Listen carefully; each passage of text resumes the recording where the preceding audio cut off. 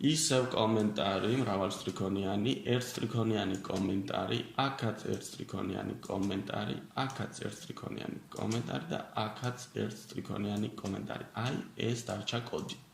რა თქმა უნდა, ისიც კოდის ნაწილია, ერთგვარი ნაწილი, მაგრამ ის არის კომენტარი, რომელსაც პროგრამა არ კითხულობს.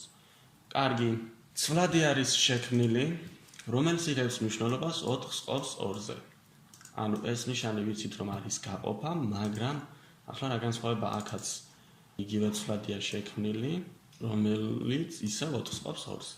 რა განსხვავება ახლა აქ და აქ ამას შორის, რა შეხედეთ რომ დავაჭირეთ, აქ მივიღეთ პირველში 2 და აქ მივიღეთ 2.0.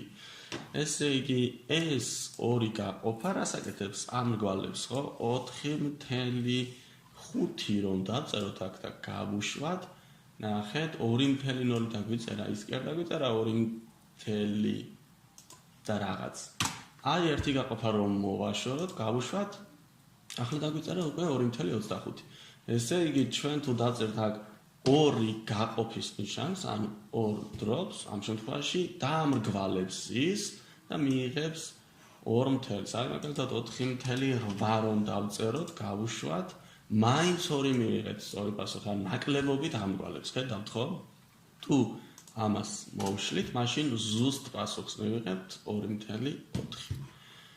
კარგი, იგივეა აქაც ახალი ცვლადია შექმნილი 2-ს ყოფს 4-ზე, მაგრამ თან ამრგვალებს ნაკლებობით, ანუ 0 მივიღეთ, მაგრამ სინამდვილეში 2 რომ 4-ზე გავყოთ, ზუსტად არის 0.5. ესე იგი, ამქ აი ეს 2 გაყოფის ნიშანი ამრგვალებს ნაკლებობით.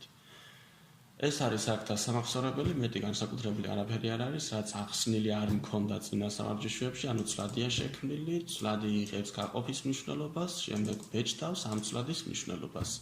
აქაც იგივე უბრალოდ გაყოფა, აქ თუ გვაქვს 2 გაყოფა, აქ გვაქვს 1, ან აქ თუ გვაქვს 2, აქ გვაქვს 1 და 2 გაყოფა ნიშნავს, რომ დამკვირდეს ნაკლებობით, ანუ 4.8-ს გაყოფს 2-ზე და მიიღებს პასუხს 2-ს, ანუ დამკვირდეს ნაკლებობით. ნაშთი და არც ეს ერთი წვები აღარ ამოაქვს. Next-ს დავაჭიროთ.